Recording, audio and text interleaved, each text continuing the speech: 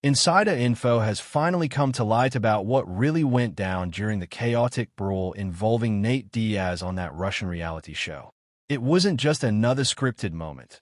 It was pure chaos, fighters clashing, tempers flaring, and people getting knocked out in what felt like a wild free-for-all. Nate Diaz, calm as ever, was seated on a couch when tensions began to boil over. The scene was disorganized, with folks running around not really knowing what was happening. Fighters were brought out, and more often than not, fights just broke out spontaneously.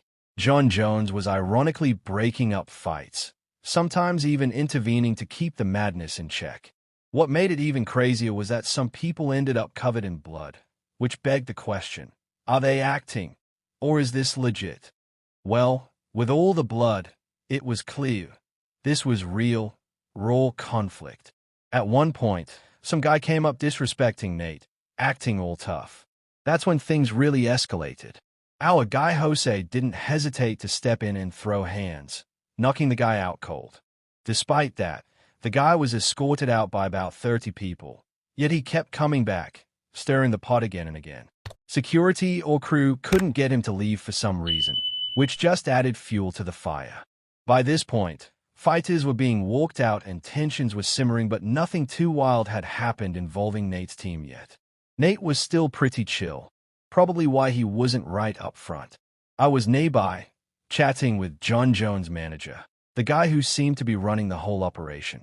Turns out Jon and this big shot had been hanging out, riding bikes the night before, which explained their friendly vibe despite the tension around us.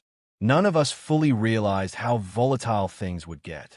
I didn't watch the show before, so I wasn't aware that the fighters were actually prone to fighting each other during filming. It's Russia. Anything's possible, right? Watching Nate handle himself, I was still a bit relaxed. But then a certain guy approached Nate, trying to act all gangster and flash around.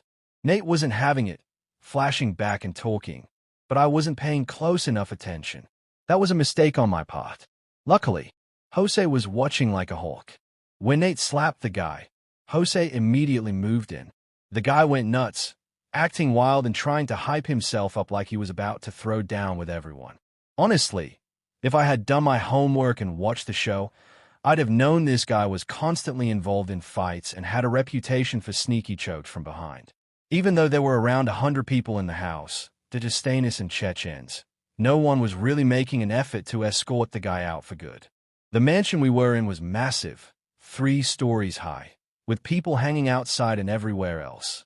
It was almost like the chaos was tolerated or part of the spectacle.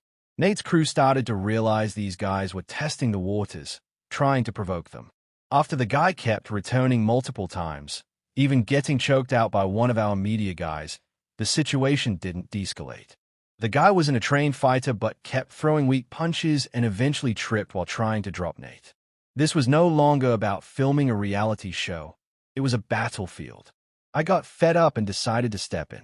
When I started to get on the guy, trying to mount him and send a message that messing with us wouldn't be tolerated, I got blindsided by a sudden attack from the side. It wasn't from any of the fighters. They were sitting down. This felt like a coordinated attack from the crew or staff, not the fighters. Realizing there were over 100 guys in the house, I knew escalating the fight wasn't smart. It was time to calm things down. The guys attacking me weren't fighters. They looked like they were protecting their own interests, not looking for a fair fight. So, I backed off, trying to defuse the situation. But the chaos kept bubbling under the surface, with people continuing to get smacked and fights nearly breaking out every few minutes. Eventually, we decided it was best to leave. At first, the crew tried to block us, but we just walked up the street. Our driver wasn't keen on driving off at first, but after some insistence, they took us away to a hotel. We spent a few days hanging out at Patong Beach, chilling in the open where everyone knew where we were. Funny enough, one of the guys we had issues with was publicly looking for us. Everyone saw him at the hotel, so there was no hiding. In the end, we decided not to continue filming the show. There were attempts to renegotiate, but after what happened, why would we go back and risk getting jumped or caught in more chaotic scenes? Fighting fighters is one thing, part of the sport.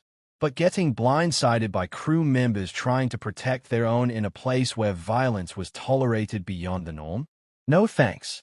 On a different note, Jon Jones has been nearly a year inactive now. The weight is the only thing he's really been dealing with, and mentally, it's been tougher than before. The fight against Jon Jones isn't just about the actual battle. It's about staying motivated, staying mentally switched on during the tough times without prospects. Jon's mindset is unique. He believes he's unbeatable, almost like it's God's will that he's perfect. He's fought some of the scariest fighters ever: Vitor Belfort, Rashad Evans, Thiago Santos, Alexander Gustafsson, Dominic Reyes, and found ways to win every time. Jon's weird, in a way that you can't quite put your finger on, but is never afraid. He's a master manipulator, always playing the game on his terms. He doesn't need anyone, especially not a guy like Aspinall who's running his mouth and desperate for a fight. Jon can chill and do whatever he wants, and he fights only when he's ready. That mentality makes it tricky for anyone trying to push him. The UFC itself is a business first, and fighters like Charles Oliveira get opportunities because they sell. UFC isn't just a sport anymore, it's entertainment. Fighters who bring charisma and sell tickets get the shot at the belt. Mo, for example, just has to keep winning and build a fan base. Then the belt fight will come. Simple as that. Training camps now are intense, with international guys coming in, fighters coming from Croatia and beyond, all keeping the team sharp. Even without fighting himself, staying fresh and on top is crucial. Working with grappling masters like Craig and learning from those who fought Jones before is part of the preparation strategy. All this shows how layered the fight game is, from the wild brawls in Russia to the mental game Jon Jones plays, to the business of UFC matchmaking and fight politics. It's not just about punching and grappling. It's a complex web of psychology, business,